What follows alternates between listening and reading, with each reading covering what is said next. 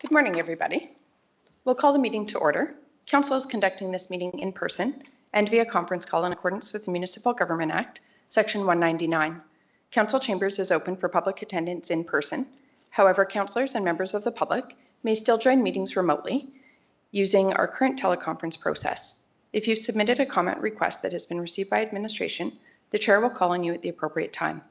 If the meeting is recessed, callers will be put on hold until the meeting reconvenes, with the exception at noon, where callers will be asked to call back in. This helps with call quality. Please note this meeting is being recorded and may be uploaded to our website and/or social media. To eliminate background noise, please mute your phone during the meeting. We also ask all attendees to please mute their devices to reduce disruptions to the meeting. Everyone has a right to be present at council meetings and council committee meetings. Any attendees that are considered disruptive to the progression of this meeting may be removed at the discretion of the chair as per the MGA Section 198. We thank you for your cooperation and understanding. We have an agenda before us. Does anybody have any additions or changes? If not, a motion to approve? I'll move the agenda as presented. Thank you, Deputy Rafe Clausen. Any questions or discussion? I'll call the question.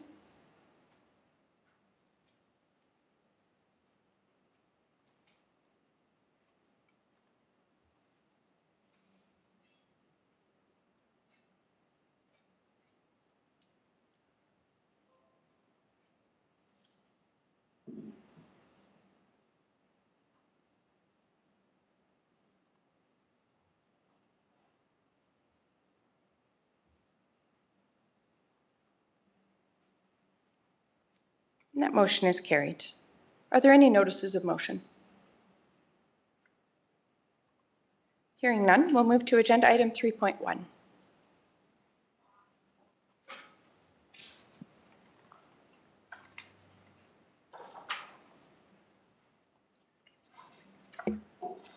Morning, Council. Joel here from Administration. Present agenda item 3.1. This is the bylaw to 2024-32, the Penalty Tax Installment Payment Program, or TIP, and Auto Payment Withdrawal Option bylaw. So normally administration includes a track changes version of the bylaw changes. There were a lot of minor wording changes that we did in this amendment for simplification, for clarity, and modernization. And so after we reviewed this particular agenda item, as there weren't any substantive changes, such as penalty rate changes or due date changes, we had removed that version just as it was difficult to read with all of the red and the green in there. That we do have available if requested.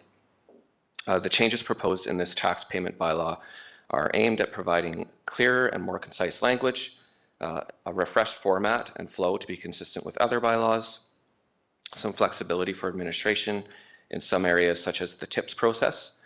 For example, we have something in there with TIPS payments. If TIPS payments are missed, instead of the wording shall be removed from the program, we replaced it with may, and it just allows us a little bit of flexibility with the customer in that regard. And expanding details around the APWO program for delinquent payment plans. And essentially we just expanded that area just to include what normally we would have in each contract when individuals in arrears, they sign a contract as per the MGA and a payment plan's formed. And so we just kind of included some of those contractual high-level things in the bylaw itself. That would be the major substantive change proposed. That concludes my presentation. Staff are available for any questions. Excellent, thank you. Any questions regarding the bylaw? Councillor Kester. Yeah, the penalties, 5%. That 5% is applied when you miss the due, I think, taxes January or July 1st. That 5% is not monthly, is it? It's just a 5% penalty till December, I believe it is, or? Yes, through the so you're correct that there's 2 dates during the year, and so as of July 1st would be the first 5% on that date, and then if you are late and pay that fee, you wouldn't have any additional fees applied until the end of November. December 1st is the next penalty period. So in essence, we could charge 10% per year. That's effectively, if you add both rates together, that's what it comes to. Yeah, that's correct. Like curiosity, is that the same way our utility penalties are payable too? So through the REEV, the utilities they're different in the sense that the penalty rates are applied monthly on those. However, we do the penalties on, the arrears on utilities. We do have a process where if they're left unpaid for like quarterly, then they get transferred to the tax roll and they become as if they are taxes payable. Okay. I'm just concerned that we get over that 20% or whatever it is in effective interest rates we need special permission. I don't know what the loan rate is right now, but just curious. Before we become loan sharks. I think it's the process of transferring to the tax roll that mitigates like exceeding the interest collected on utility accounts. Is that accurate? CAO Henderson could clarify, but that's also my understanding is that the interest is viewed differently. Once it becomes transferred to the tax roll, it becomes as if it's property taxes, it's separate service and concept in the utilities themselves.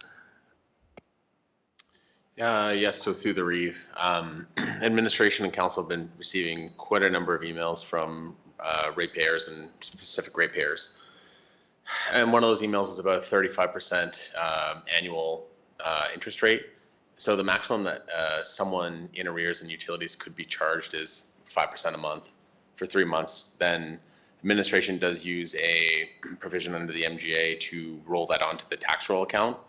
So then let's just say worst case scenario for that ratepayer that they didn't pay on, say, February 1st, and then they had 15% interest on their utilities, then that would get transferred to taxes. There could be a maximum of an additional 10%.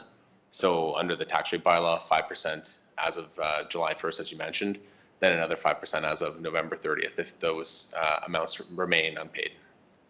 So below that threshold still, but by 10%. So What is the threshold? so I have to actually look into that, the actual threshold, but the one that the ratepayer that has been emailing administration. That, and I know frequently did there's say a 35. threshold that we can charge yearly for interest rates without special permission from anybody. Yeah, so that's one thing I'll have to take a look at for sure at some point when I do have the time. Okay. But just for council's awareness as well, that a couple of years ago we did do a report on our taxes, the penalty on our taxes specifically, and our taxes were actually some of the lowest in the region for the penalty amount that we charged. Utilities, on the other hand, are a little bit on the higher side, but the taxes are significantly lower. So Yeah, I'm aware. Thank you. Any other questions regarding the proposed bylaw changes? If not, council's wishes.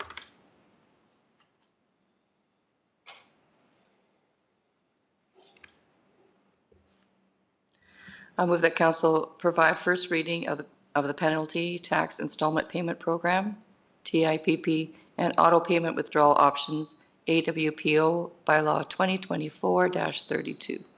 Thank you, Councillor Bigger. Any questions or discussion? Hearing none, I'll call the question.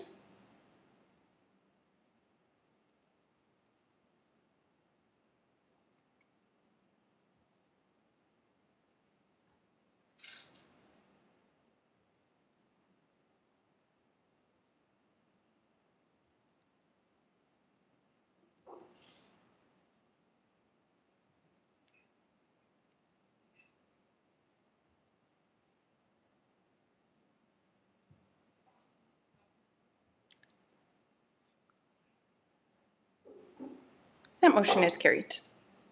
Council's wishes. I'll move that council provide second reading of bylaw 2024-32. Thank you, Councillor Eichert. Any questions or discussion? I'll call the question.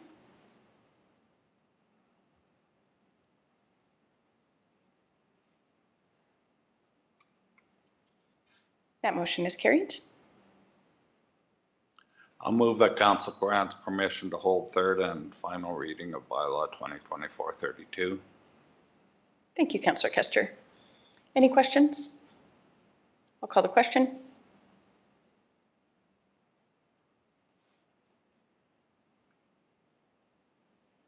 That motion is carried unanimously. Deputy Reeve. I'll move third and final reading of bylaw 2024-32.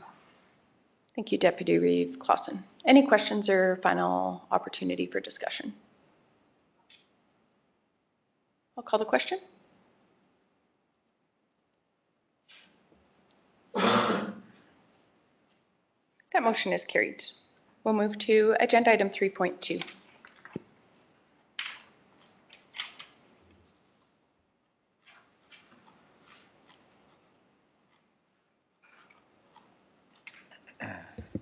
Good morning, Council. Brian from Administration. Page 10 of your agenda package is the procedure bylaw 2025-02. So this was brought back to Council as Council did request at the December 17th regular Council meeting to bring back to review the procedure bylaw for clarity regarding the motions to reconsider. So Administration did add a clause on page 26, which is 26 in the agenda package, which is highlighted in green. So the section that Administration did add was under paragraph 172 subsection 2. So when Administration did review the Council video on December 17th, which the discussion started around 53:50. One thing that Administration noted is that if the motion to reconsider is passed, one area that was not super clear in the procedure bylaw was that does that motion come on the floor immediately? We thought just for clarity purposes, just to get a member to put that motion back on the floor and just vote on, then open debate, and then once that debate is closed, then vote on that motion. That was one thing that at that December 17th meeting, I believe it was December 7th meeting, when that motion to reconsider was brought forward via notice of motion. That was one area that we thought that just provided the clarity. We think that that should capture all of Council's requests from that motion. If there's any questions about this amendment, or if Council needs further amendments, please let me know. Thank you. Thank you, CAO Henderson. Any questions? Council's wishes. Councillor Kester. Yeah, and I think it's 173. Yeah, it says Page a 26. motion is to reconsider is moved during the same meeting at which the original motion was voted on and is passed. What happens if the motion was defeated and we want to reconsider? If the motion was defeated at that same motion, then it would just need to be someone from the prevailing side to bring that back. Just kind of if it's at the same meeting, it would still follow that same process. But if the motion to reconsider is defeated, then it's just kind of a dead issue. I think there's somewhere in here that says the same motion can only be considered once during the same meeting, and a motion to reconsider cannot be reconsidered. Right. But I didn't see any place where this one, it's specifically laid out if it is passed, but if the original motion was defeated. So the way I interpret that is I'm interpreting the word passed applying to the clause if a motion to reconsider is moved. So I don't think it's whether or not the original motion was passed. I think it's if a motion to reconsider is moved during the same meeting at which the original motion was voted on. And maybe it would make it clearer if there was a comma after it was moved during the same meeting. It says which the original motion was voted on and is passed. Yeah, I just think the "and is passed" is in reference to if a motion to reconsider is moved, but we can look at some clarifying language for that. Clarify that, then I'm okay with it. Why don't we just recess for 5 minutes and administration can just work on some clarification for it? Sure. Let's recess. It is 9:15. Let's reconvene at 9:20. Good morning. We'll call the meeting back to order. We'll continue addressing agenda item 3.1, the bylaw 2024-32. Administration has revised some language for section 173. Oh, yes, my apologies. Sorry. Yes, 100%. Agenda item 3.2, bylaw 2025-02, the procedure bylaw. Administration has drafted some language for council to review regarding section 173. It would read, if a motion to reconsider is moved and passed during the same meeting at which the original motion was voted on, the original motion is back on the floor as if the original motion, or the original mover of the motion had just made the motion. So I think that increases the clarity of that section. Thank you, Councillor Custer. Any other questions or discussion? Councillor Custer.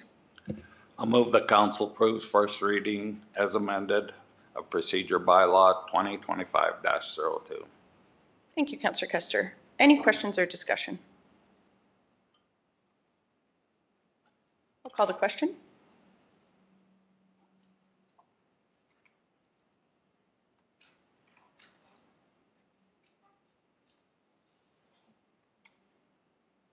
That motion is carried. Council's wishes. Deputy Reeve Clausen. I'll move second reading of bylaw 2025-02. Thank you, Deputy Reeve Clausen. Any questions or discussion? I'll call the question.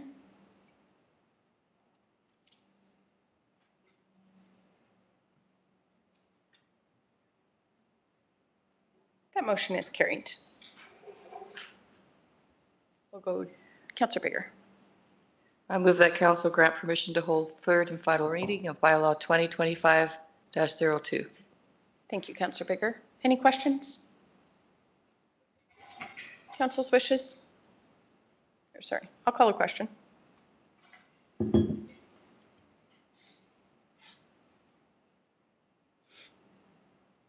That motion is carried unanimously. I'll move that council approves third and final reading of bylaw 2025-02. Thank you, Councillor Eichert.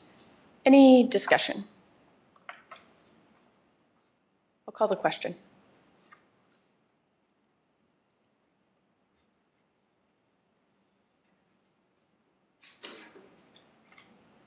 That motion is carried. We'll move to agenda item 5, the consent agenda.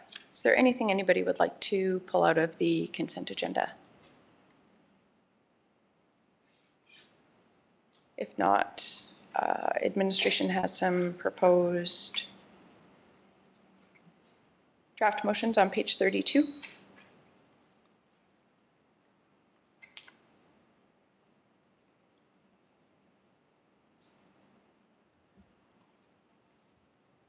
I'll move that council approve February 18th, 2025 consent agenda as presented.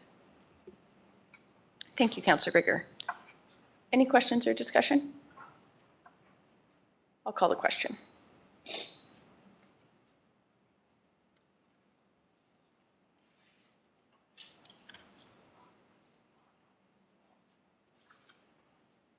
That motion is carried. We'll move to, I do just want to, we don't need to pull it out, but I do just want to note, if everybody can share as much as possible, the Community Futures Wild Rose correspondence about the new Builders Bridge financing loan. It's gaining some traction in some of the other communities and could be beneficial for some of our communities as well. And just wanted to also thank STARS for sending the Wheatland County Ally Impact Report.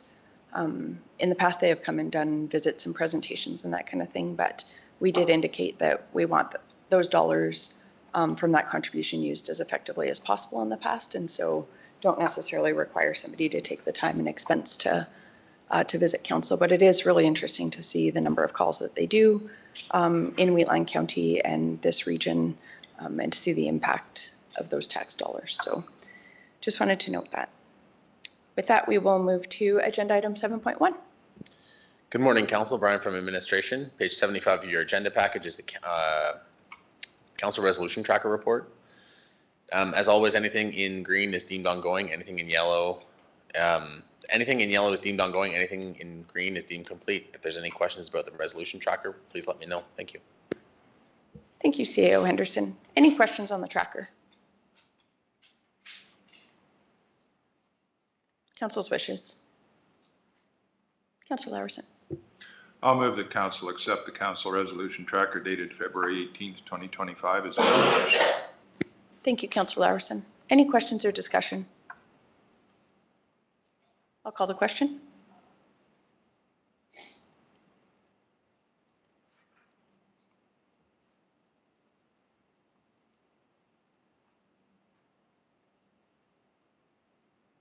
That motion is carried.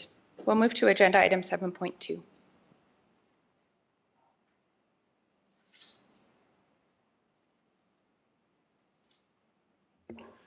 Good morning, Council. Corey from Administration here to present the Strathmore Handy Bus Association Memorandum of Understanding, which is found on page 87 of the Council agenda. So just this particular presentation is a follow-up from November 2024 Committee of the Whole meeting, where a motion was made to bring this back to Council. And so just to give a quick background summary, at the Public Presentation Committee in November 14th, the Strathmore Handy Bus had presented and had made a request, a financial request. And then in November 2023, the MOU was presented, and a one-time contribution of $35,000 was approved for 2024 on that one. The MOU didn't pass at that time, as Council had requested some detailed ridership reserve policy and asset management information. That was then presented at the Committee of the Whole meeting there in November 2024. Since that last report, just a little bit of update, they provided more information. So it appears just over 12% Wheatland County ridership through 2024, and around an average of about 36 clients over that 12 months for each month seemed to be the number that came up for that. Just as far as the MOU itself, just some quick details. It remains effectively unchanged. The only difference is just the date. So January 1st, 2025 to December 31st, 2028 is the new dates.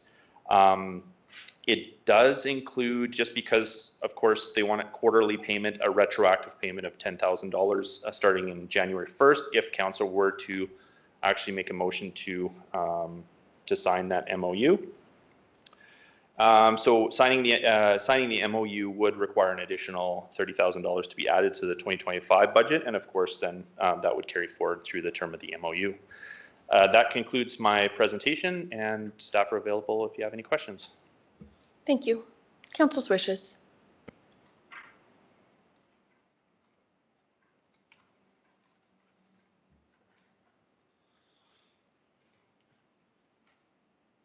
Councilor Kester. I would make a motion that council accepts and signs the memorandum of understanding report. Thank you, Councilor Kester. Deputy Reeve Clausen. If the motion is as it stands, I have to recuse myself because that's pecuniary interest on my behalf. Thank you, Deputy Reeve Clausen. We'll let you know as soon as we're done addressing the motion. Through the Reeve, there is some options that were presented on the response option if council would like to consider those. So on page 89. Okay, I didn't. I'm just getting there.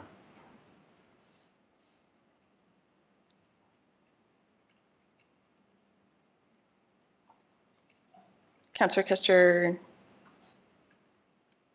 or perhaps if you would consider withdrawing the motion just for clarity, and I think the response options on page 89 would align with the intent of your I motion. didn't find it when I was. Yeah, no worries. I found it now. I'll withdraw that motion and I'll go with option 1 that authorize the Reeve and CEO to sign the memorandum of understanding with. And then can we still vote for the number 2 option? Number 2 would be if we were looking to adjust the amount of funding to a different amount than what is in the current MOU. the proposed MOU. So then the current MOU is $40,000, I believe? That's what we do option response one, one. it would be, okay. Option one is good. So response one would approve it as presented in draft. And on page 92 under obligations, it's got the financial responsibility. Yeah, we were at times giving them 35,000. This is 40,000 for increased cost. So we have a motion on the floor.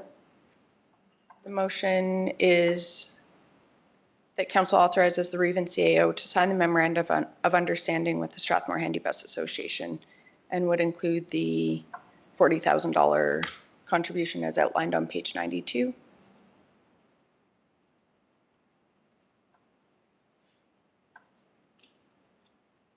With the payment terms outlined.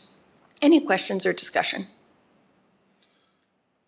So I did the numbers on the last, in the last 2 months, and the handy buses changed their focus. They've gone back to people in need. The handy bus should be the last option available to people using, no, it shouldn't be the first. They'd sort of become a taxi company and now they're going back to their actual, what they were set up to be. So last year I did the numbers on it.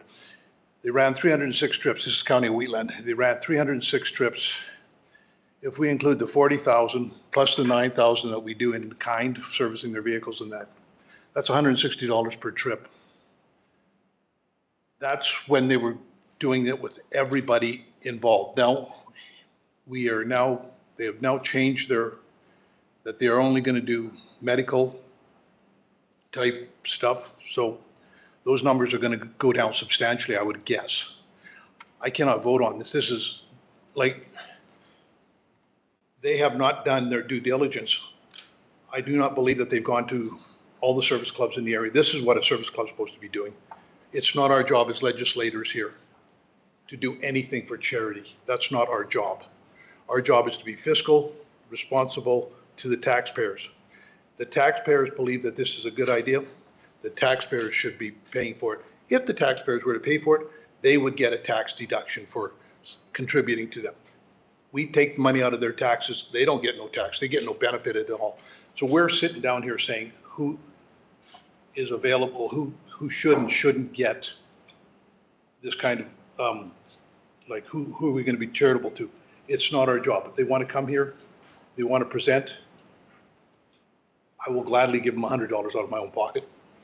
But that's as far as I'm willing to go. I am not willing to spend taxpayers' money on this is easy for them, but until they can prove to me they've been to every service group in the area, they've launched their stated their case, and they've done it that way, I'll reconsider, but I will not be voting for this motion.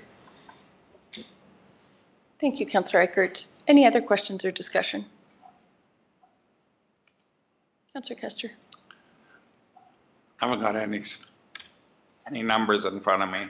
I do realize that they've are only accepting rides, medical need, and disability too, I believe, because they were swamped and they couldn't keep up. This is just the motion that we sign it for this year and this date. I guess I don't know what the date is that we said we had extended. But if the ridership goes way down, then I think we'd have to amend the motion, but I don't think it will. There's a lot of people out there that depend on this. And I was just talking to one guy that needs the ride. He can drive in the country, but he can't go to the city because of his eyes. And he didn't think he would qualify for ridership on it.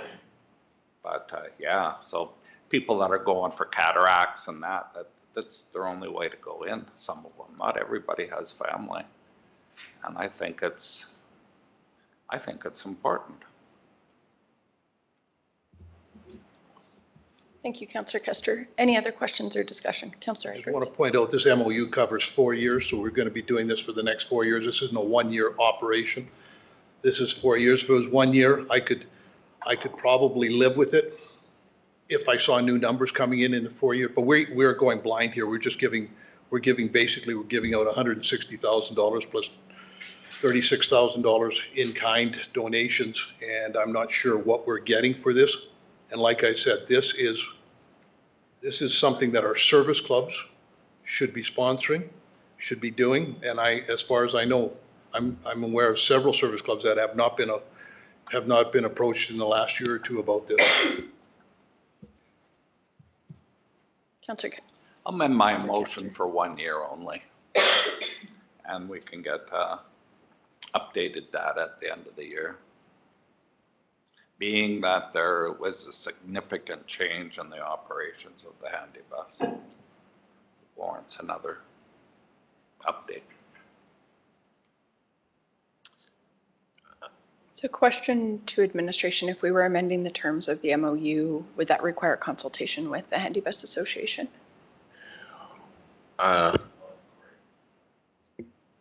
Yes, so through the Reeve. So essentially, my thinking would be that you would not pass this MOU in favor of a different motion. That would indicate your intention.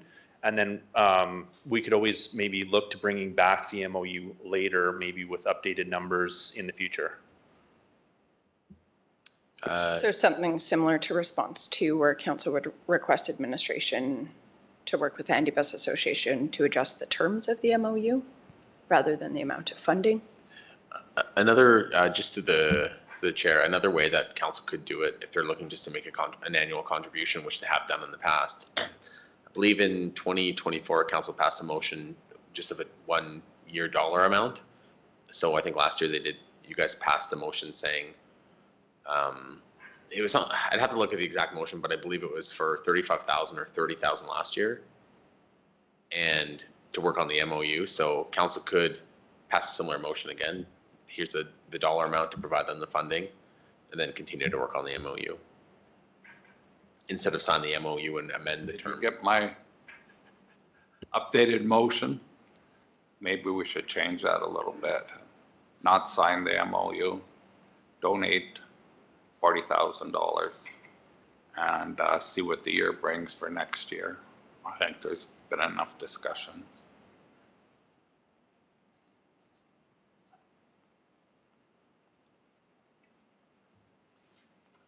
So Councillor Kester, you're withdrawing your motion authorizing the Reeve and CAO to sign the MOU.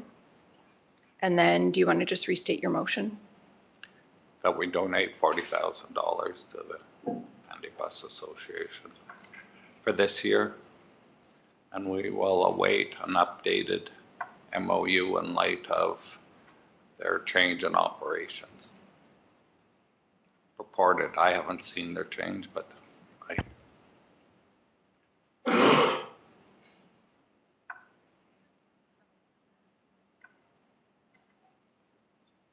So administration has the current motion, excuse me, on our screens, that council authorizes a donation of $40,000 to the Strathmore Handy Bus Association for 2025 and await an updated MOU in light of their change of operations. I'll open the floor for questions or discussion.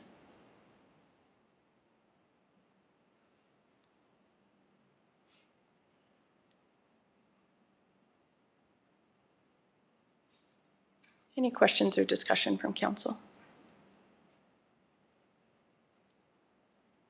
So my thoughts, I see both perspectives that have been presented. I am incredibly grateful for the work that the Strathmore Handy Bus Association does for vulnerable people in Wheatland County. There are a number of municipalities who do take on transportation under municipal jurisdiction. It can be extremely ineffective and extremely expensive. Even some of the innovative models that municipalities have tried, like on-demand services or things like that. For me, the fact that we do have a nonprofit association that is willing to provide this service to those vulnerable Wheatland County residents is, in my opinion, a highly effective way and a model that's being looked at even like across Canada, particularly for rural jurisdictions. But I also see the point that if there are service groups or our ratepayers who would be willing to make contributions and get those, for private citizens making those donations, getting that tax receipt, that does make more financial sense than to tax and for them not to have that opportunity to have that deduction. And the service groups, I know how hard they work at fundraising and at building things in the community and contributing to organizations that serve vulnerable people in our community. And so I see both sides of this. The current motion as it stands, I would support.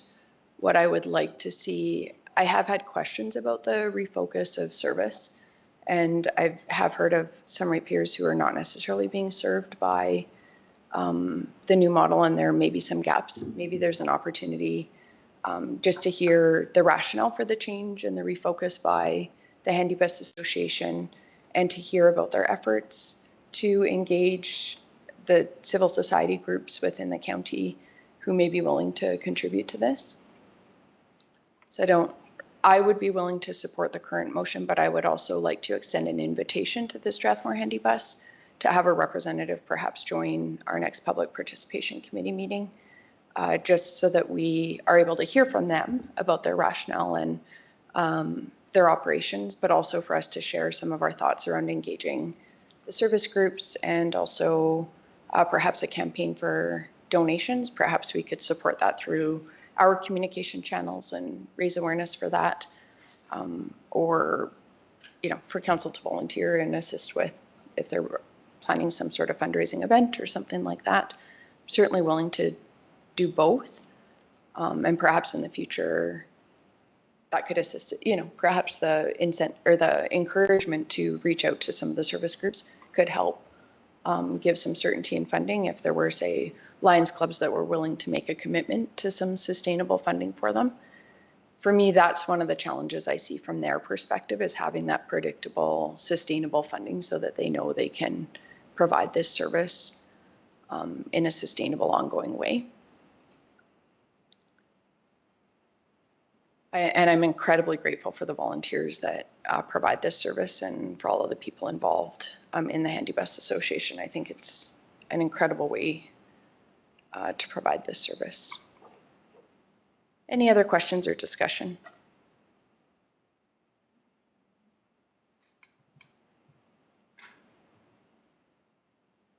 I'll call the question.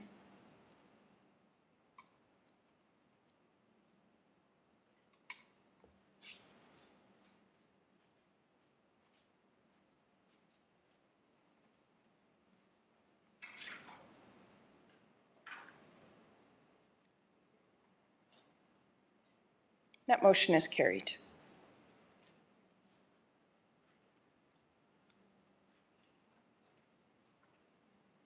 I'll also move that we extend an invitation to the Strathmore Handy Bus Association to attend a future public participation committee meeting.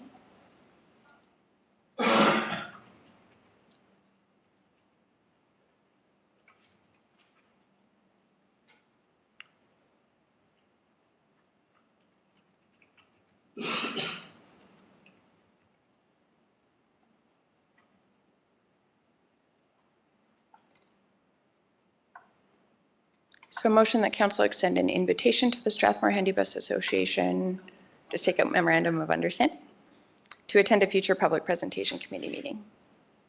Any questions or discussion on the motion?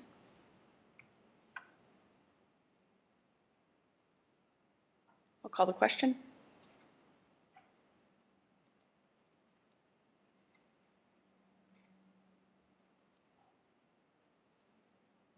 That motion is carried.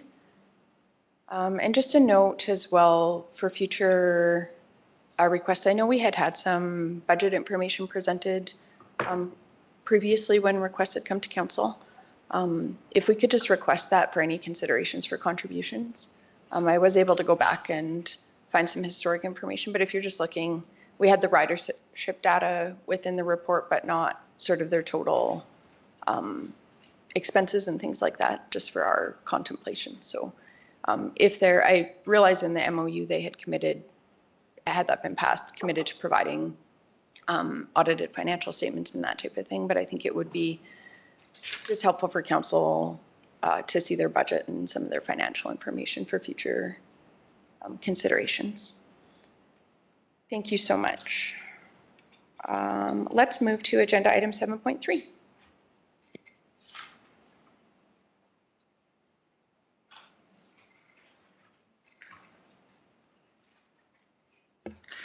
Good morning, Council. Sherry Bars with Administration to present the Fire Services Report for the appointment of fire guardians.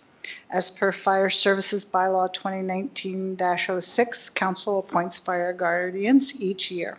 The list of fire guardians for Council's approval is found on page 94 of the agenda package, and that concludes my presentation, and I'm available for any questions. Thank you. Any questions? Council's wishes. Councillor Laverson.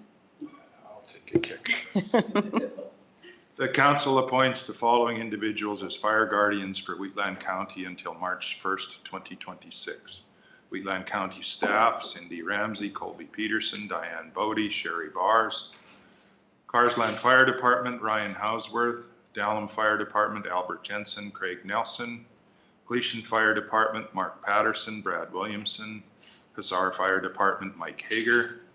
Rosebud Fire Department: Art Hudson, Craig Nelson, and Lucas Siristi. Standard Fire Department: Mark Dugay and Malcolm McKinnon. And Wheatland West Fire Department: Mike Jacobison. Thank you, Councillor Laverson. Any questions or discussion? I'll call the question.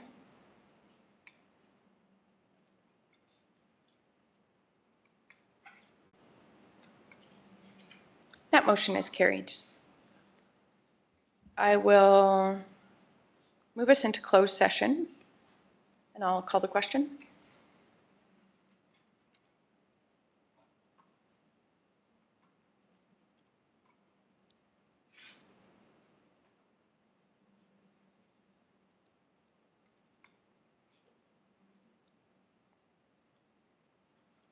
Motion is carried. Good afternoon.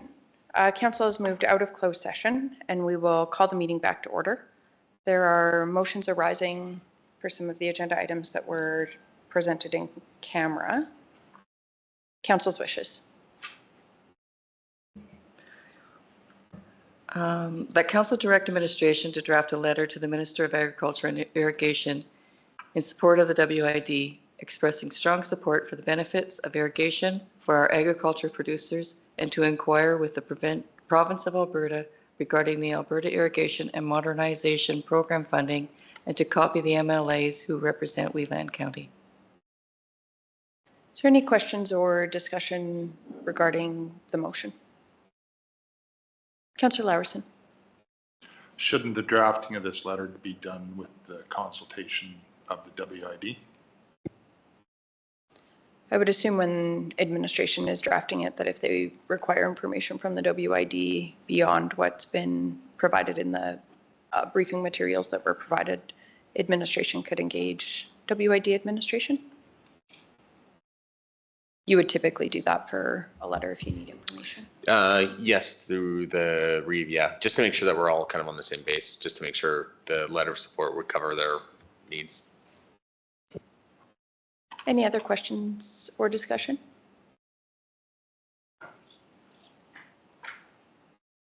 I'll call the question.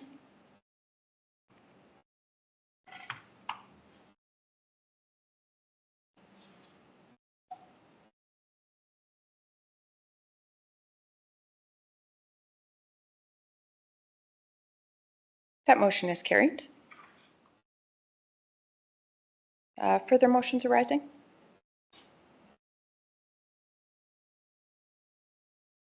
Deputy Reeve Clausen.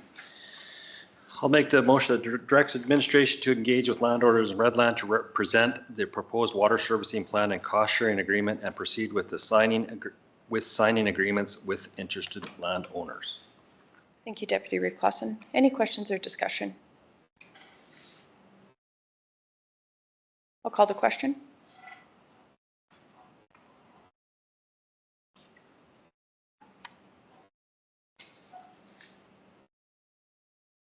And that motion is carried. Additional motions arising? Councillor Kester. The council directs administration to proceed with the final detailed engineering, tendering, and construction of the underground potable water infrastructure, provided all necessary agreements ensuring full cost recovery for the county are executed and the landowners have signed and fulfilled their obligations under their respective cost sharing agreements. Thank you, Councillor Kester. Any questions or discussion? I'll call the question.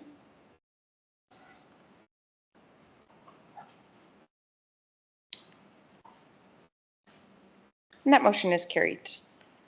I believe that was the last motion arising from our closed session, and that completes our agenda. Meeting is adjourned. Thank you, everybody.